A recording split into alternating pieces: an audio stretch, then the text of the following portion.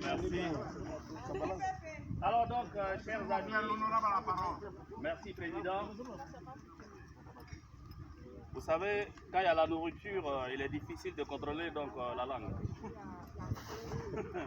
Alors, ceci dit, chers amis, je voudrais donc vous souhaiter la bienvenue sur le périmètre 43630.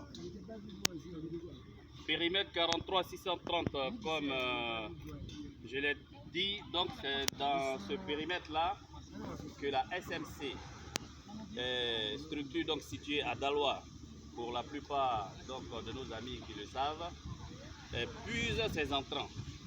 Donc les entrants viennent d'ici et notre matière première qui est le bois bien sûr donc est pris depuis cette base-là ici. Elle part d'ici jusqu'à Zoukoube et nous avons pratiquement autour de 13 000 et quelques, 113 000 et quelques hectares à exploiter que l'État de Côte d'Ivoire a bien voulu donc nous donner. Nous avons 2 périmètres comme ça dans la zone et très souvent on voit le bois à l'usine, à l'étape de transformation. Beaucoup ne savent peut-être pas comment ce bois, en tout cas par quel cheminement, ce bois arrive à l'usine.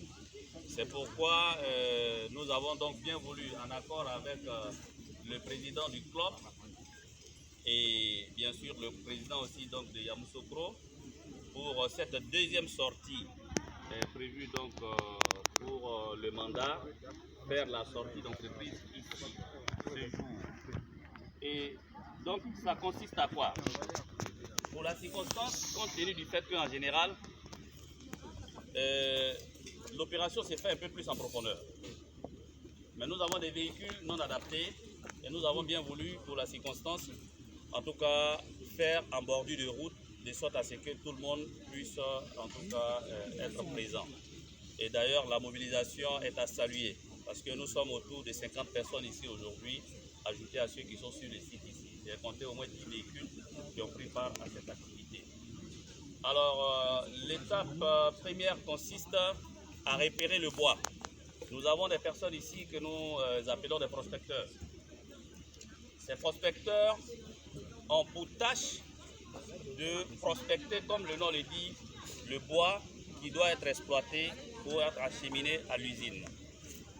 Et donc, une fois le bois repéré, ils font, si vous voulez remonter l'information, ils remontent donc l'information au chef chantier que je vous ai présenté tout à l'heure, à la personne donc de M. Ouattara, qui donc est à la tête d'une équipe d'au moins 12 personnes ici, je crois bien. Alors, donc, ils dorment sur place, ils ont un véhicule de liaison et tout. Alors, donc, une fois que M. Ouattara a l'information, en fonction des besoins de l'usine, M. Ouattara donc va faire son programme. Et donc, ce qui aujourd'hui a été harmonisé, c'est qu'on fasse 2 chargements de fromager, le bois qu'on appelle donc le fromager. Ce qui est là. Normalement, compte tenu de son diamètre, le grumier ne prend que 3 ou 4 billes. 3 ou 4 billes. Alors, l'exercice consistait à quoi? C'est d'abord de permettre aux amis de voir ce que c'est que l'abattage.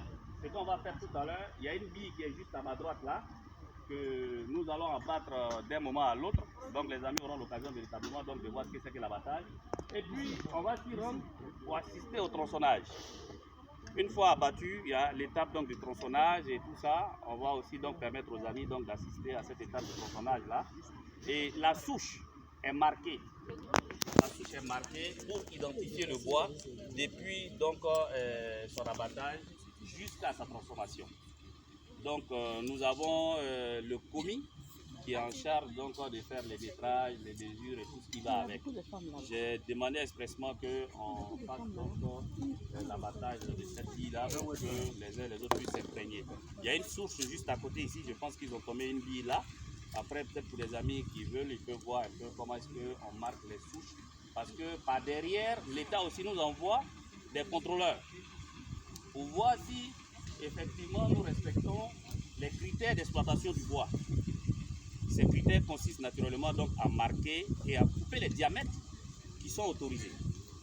Par exemple, quand vous regardez derrière vous, on a comme on appelle ça, un bois ici de diamètre environ 20, qu'on ne peut pas tomber parce que c'est interdit par la loi de Côte d'Ivoire. Et donc, compte tenu de son interdiction, on ne peut l'exploiter. Et donc, ces contrôleurs qui sont les eaux et forêts, donc viennent en mission. On les appelle pour certains, il y a la police forestière, il y a aussi des détachements qui sont sur place ici, qui sont cantonnés à Zoukoube.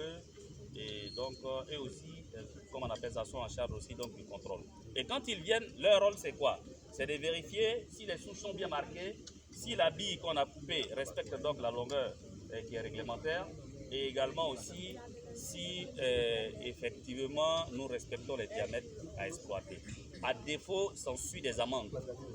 Je ne vous dis pas, c'est beaucoup d'argent, en tout cas, qui est payé, à la suite d'un arbitrage qui s'est fait au niveau d'Abidjan.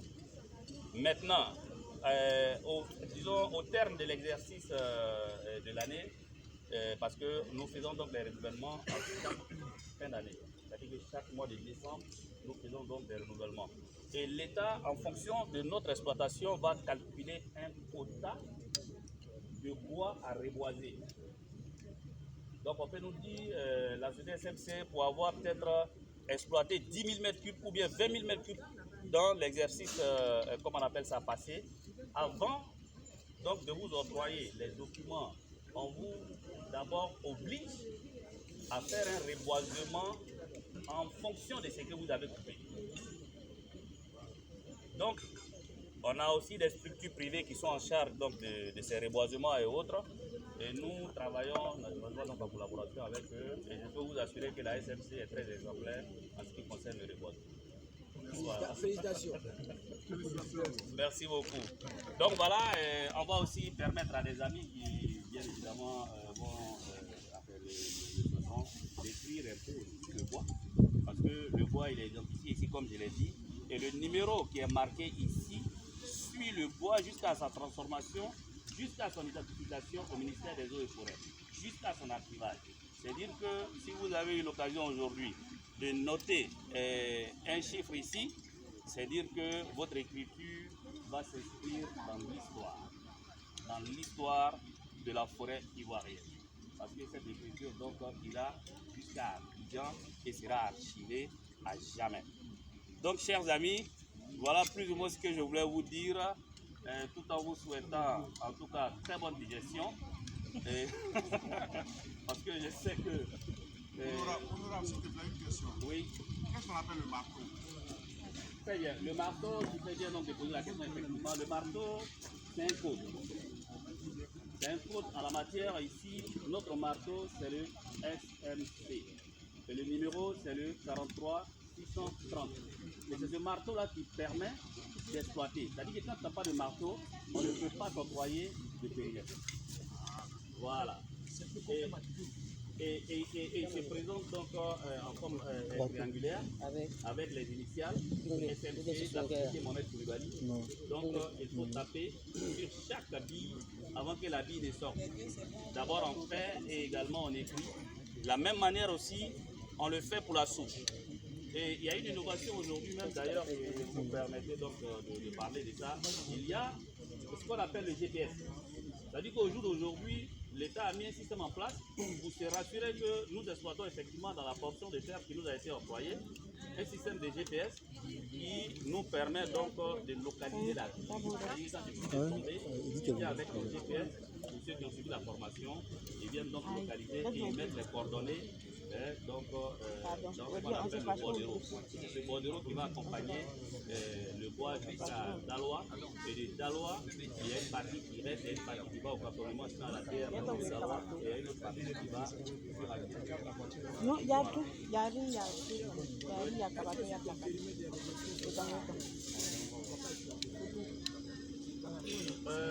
En termes d'espèces rares, oui, il y a du bois qu'on appelle la samela. La samela, je peux vous assurer que c'est un bois qui est très rare. L'histoire dit que par le passé, les colons ou les blancs quand ils trouvaient la là, ils ne faisaient pas d'abattre, mais ils prenaient carrément, c'est-à-dire qu'ils enlevaient la vie et ses racines pour partir avec. Bon, selon certains, ça a d'autres vertus ou c'est autre chose en tout cas. Après cette exploitation-là, la personne, en tout cas naturellement, peut se faire beaucoup d'argent. Voilà. Maintenant, il y a l'iroko aussi qui c'est un peu rare, mais bon, on en trouve. Et il faut savoir aussi qu'il y a des zones où on n'exploite pas. C'est-à-dire on a vu des premières parallèles à partir du nord. Et c'est des zones où on trouve fréquemment l'iroko et le linguet. Voilà.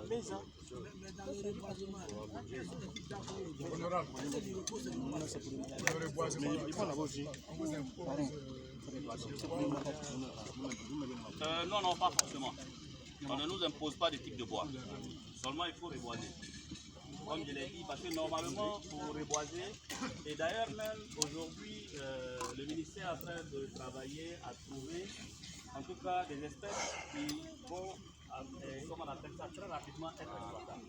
C'est-à-dire qu'en espace de 5 ans, 6 ans, il faut qu'on trouve des espèces qu'on puisse encore exploiter pour permettre la pérennisation de l'activité. Parce que depuis 12 millions d'hectares, aujourd'hui nous sommes à moins de 3 millions d'hectares de forêt en Côte d'Ivoire. Voilà. On voit ça ici. Question? Ici, vous êtes à 3 millions.